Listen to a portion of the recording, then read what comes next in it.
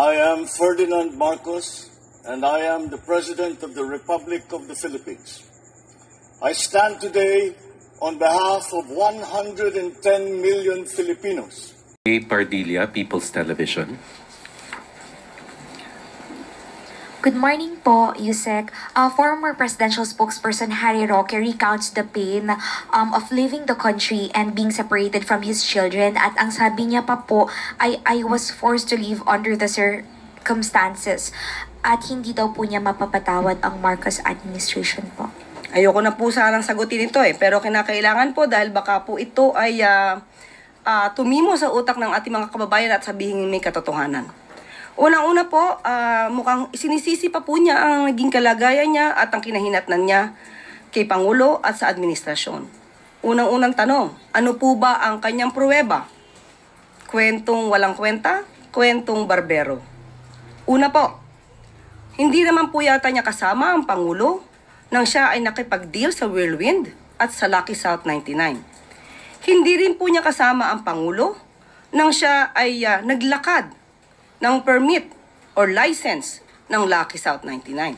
Hindi rin po yata niya kasama ang Pangulo nang ito ay magbukas ng isang joint account kasama si A.R. de la Serna. Hindi rin po niya kasama ang Pangulo na siya mismo ang nagboluntaryo ng mga facts at mga dokumentong kanyang ikinumento sa Quadcom, sa House of Representatives. Lahat pong ito ay voluntaryong galing sa kanya. Lahat ng kwento niya sa Quadcom, sa House of Representatives ay galing sa kanya. Sinabi niya meron siyang SALN, meron siyang BIR records, meron siyang mga extrajudicial settlement ang kanyang auntie at meron din siyang mga dokumento patungkol sa contract of trust with a certain Attorney Percival. Lahat ng ito ay wala ang Pangulo sa kanyang tabi. So paano niyang isisisi ito sa Pangulo at sa administrasyon? So sa mga ganitong klaseng obstructionist, sana po ay ihinto nila at maging tunay na Pilipino. Final question, Ivy Reyes, Billionaire News Channel.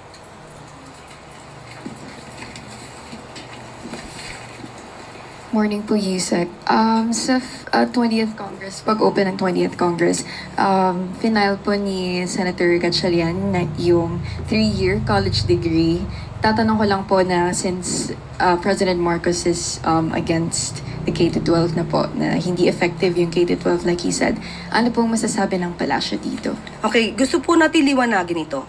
Hindi po niya sinasabi na hindi natutol siya sa K-12. Ang sinabi lang po niya ay hindi naging epektibo agad dahil hindi na i-prepare ang mga ahensya para dito. At ngayon po, sa pamamagitan din po ni Secretary Angara, ini-improve po ito. Pero ayon po sa ating Pangulo, hanggat nandyan po ang batas para sa K-12, ito po ay susuportahan at palalawigin at pag-iibayuhin na maayos para sa ating mga estudyante. So hindi lang po siya tutol talaga sa K-12. Aayusin po ngayon. Pero kung ano po ang magiging batas, yun din po ang susundin. Pero sa ngayon na nandiyan po ang batas, ito po ay bibigyan po ng halaga at palalawigin at pagagandahin pa po. Follow-up, Mariz Umali, GMA Integrated News. Good morning po. This is not a follow-up. Magtatanong lang po sana ako tungkol dun sa isinumite ng LUWA na report sa Malacanang because before sinabi po nila na nakapagsumite na po sila ng kanila pong findings and recommendations. Maaari po bang ilahad kung ano po ba ang naging laman at ano po ba yung mga rekomendasyon at pananagutan? Okay, kakatanggap pa lang natin. Sabi ko ako'y nagkaroon ng kopya, isang folder at 2 boxes. Isipin niyo po yung isang balikbayan box. 2 nun. Okay? So, magkakaroon po ng meeting tomorrow, a Friday, para po pag-usapan kung ano po ang dapat na maging solusyon para dito. So, makakaasa po, lalo-lalo na yung mga consumers po ng prime water, na hindi po ito tinutulugan ng gobyerno, ng pamahalaan, dahil aaralin po namin ito. Para sa inyo po ito. Ma'am, just to follow up, meron na po bang bilang kung ilang LGUs yung gustong kumalas na sa Prime Water dahil dun sa kanila pong klase ng serbisyo? Most probably, Friday pa natin ito malalaman dahil nag-start na po ako sa folder at meron po tayong ibang nabasa na malamang ay hindi pa po ninyo alam. Saka ko na po i-report. And one last, may I just take this opportunity? Ma'am, I understand na sinabi niyo po na ipaubaya na natin sa DFA yung tungkol po dun sa reaksyon ng China dun sa ginawa po kay Senator Francis Tolentino. Pero nakikita niyo po bang paglabag ito sa diplomatic protocol? Yung ganitong pagsasanction nila sa isang dating opisyal ng pamahalaan because of what his stand on the issue on West Philippine Sea and the tension on West Philippine Sea. Since pag-uusapan po natin isang foreign policy at ito po ay may kinalaman sa ibang bansa, mas na naisip ko po na ang DFA po ang sumagot para dito. Maraming salamat. Related to, Tuesday New DZBB. Hi ma'am. Sa ngayon po may dalawang low pressure area po sa loob at labas ng bansa. Panay na rin po ang pag-ulan at mga bagyo. Mahalaga po ang papel ng Office of Civil Defense sa ganitong mga pagkakataon. Meron na po bang naitalaga, nakapalit, yung dati nating OCD Administrator, Ariel Nepomuceno, para mag-oversee po doon sa mahalagang papel ng OCD? Opo, meron po na italaga na OIC. Ito po ay si ASEC or Assistant Secretary Rafaelito Alejandro Defort. Siya po ang OIC ngayon sa Office of the Civil Defense. Yan lang po. Thank you. We begin with Tristan Nodalo, Newswatch Plus. Hi, good morning, Yusek. Yusek, nakarating na po ba kay Pangulong Marcos yung desisyon ng China to sanction former Senator Francis Tolentino po dahil sa kanyang naging stance over the West Philippine Sea issue? Ito naman po talaga ay naibalita.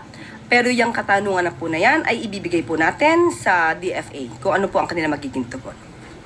But as a follow-up lang po ma'am, no, given this move by the Chinese government, parang nagbibigay rin po ba to, does it send a chilling effect to Filipino officials who are very vocal when it comes to the South China Sea, West Philippine Sea issue, kung pwede pala itong gawin ng China sa kanila? Kung ano man po ang naging dahilan ng China sa pagban kay Senator Tolentino, kanila po itong desisyon. Pero ang bawat Pilipino, ang tunay na Pilipino at ang mga Pilipino na pro-Philippines, hindi nila ito mapapatahimik at hindi nila ito mapagbabawalan na ipagtanggol kung ano man ang karapatan natin sa ating bansa at sa ating mga maritime rights.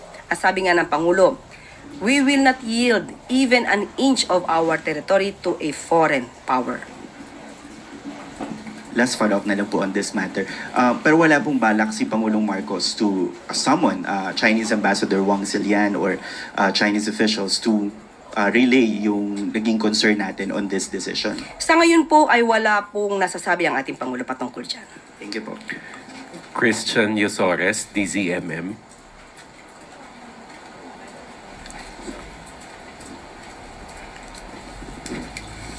Good morning po, Yusek. Nakarating na po ba kay Pangulo yung mga recent developments po doon sa kaso ng missing Sabongeros after po lumutang ng witness na si alias Totoy? Base po sa reports, may ilang polis daw na dawit doon sa pagdukot at pagkamatay ng mga Sabongero. Ano po ang direktiba ng Pangulo sa mga nag-iimbestiga po tungkol dito? Ipagpatuloy po ang pag-iimbestiga ng malalimang pag-iimbestiga para malaman kung sino ba talaga ang sangkot dito at mapanagot ang dapat mapanagot.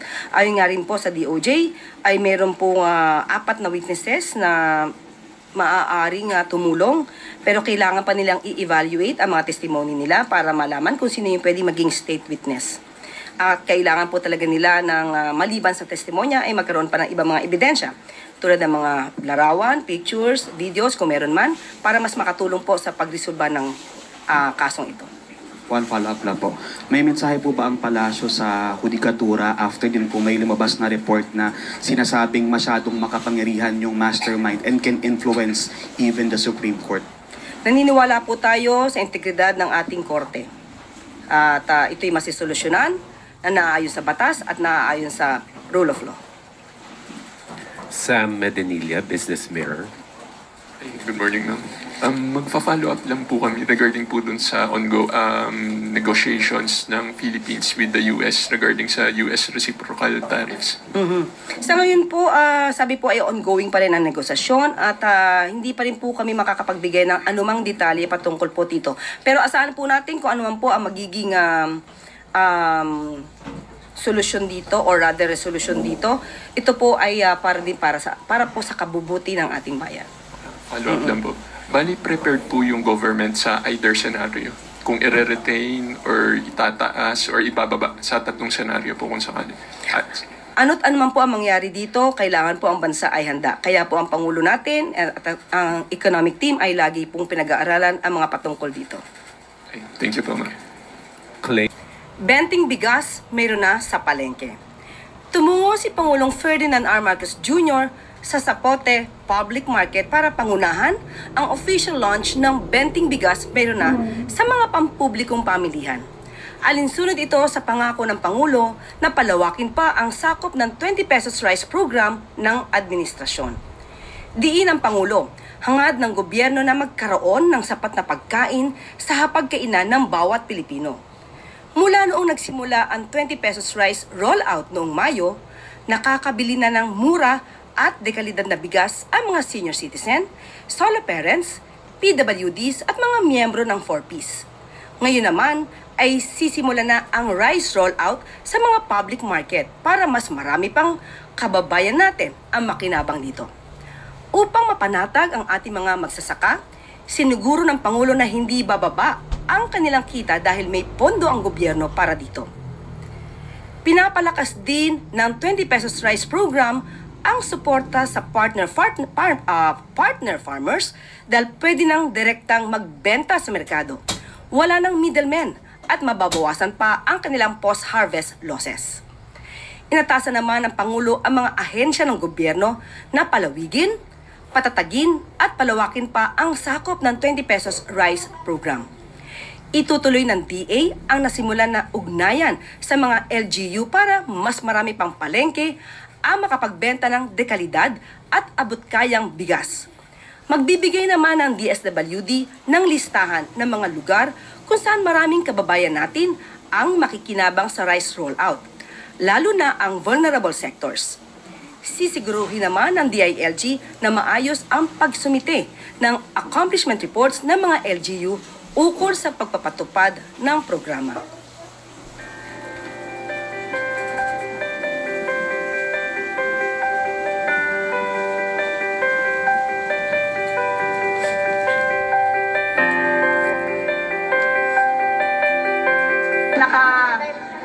Nakaranas ng ganitong may 20 pesos na kilo ng bigas. Maraming salamat po. Ngayon, BBM. Kung hindi dahil sa kanya, wala kami mabibili na mumuray na bigas. Maraming salamat po, Presidente Bongbong Marcos. Siyempre, makakagaan sa gastusin. Malaking tulong sa kagaya ng mga senior citizen, PWD, saka mga senior citizens. First time po.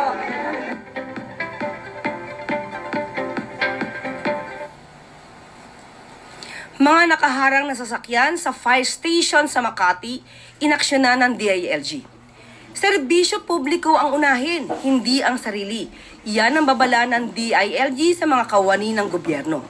Ito'y matapos ma-relieve sa pwesto ang ilang opisyal ng Makati Fire Station nang makitang nakaharang ang kanilang mga pribadong sasakyan sa fire truck bay ng nasabing stasyon. Kasunod ito ng sinagawang surprise inspection ni DILG Secretary John Vic Rimulya upang siguruhin na ang maayos at malayang makakadaan ang mga emergency vehicles kapag kinakailangan. Alinsunod ito sa utos ng Pangulo na pagandahin pa ang performance ng lahat ng opisina ng gobyerno sa buong bansa. Bawal ang patulog-tulog sa serbisyo. Lahat dapat nagtatrabaho. Ayon kay Secretary Rimulya, kapabayaan ang ginawang ito ng mga opisyal ng Makati Fire Station.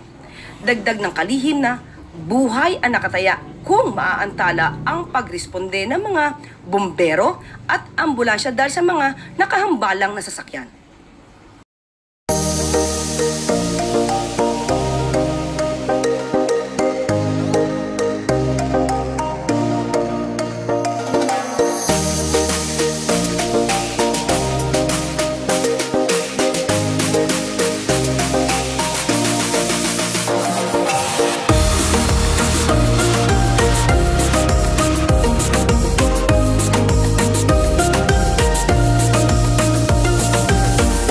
Thank you, Malacanang Press Corps.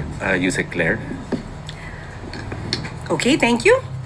Police Visibility Strategy, pinatunayang di makaluma. Batid ang epekto ng pinaigting ng police visibility at quick response time ng PNP nang madakip ang isang snatcher sa loob ng 3 minuto matapos manghablot ng cellphone. Nagbunga ang quick response time ayon sa direktiba ni Pangulong Marcos Jr. na siya namang pinatupad ni PNP Chief Nicolas Torre III. Ayon sa report ng PNP, na-intercept agad ng mga responding police ang suspect ilang sandali lang matapos maghablot ng cellphone. Na-recover sa snatcher ang cellphone ng biktima, mga gambling paraphernalia at isa pen gun na ginamit di umano sa panghuhold up.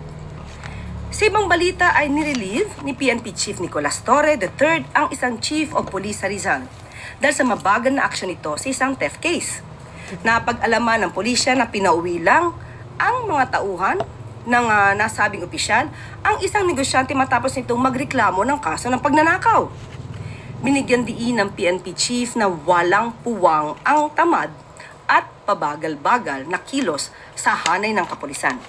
Ang mabilis na aksyon na ito ay patunay na dedikasyon ng pulisya na magbigay ng konkretong solusyon sa paglilingkod sa taong bayan. Tatangan po natin po na panatiling maayos at ligtas ang mga tao sa anong mga oras po. Hindi sapat na nababawasan natin yung krimen. Kailangan nakikita yung pulis para feeling safe naman yung mga tao. Yun maganda yun. Muli, patunay ito na ang police visibility ay hindi pang 70s or pang 80s lamang. Kailangan ito.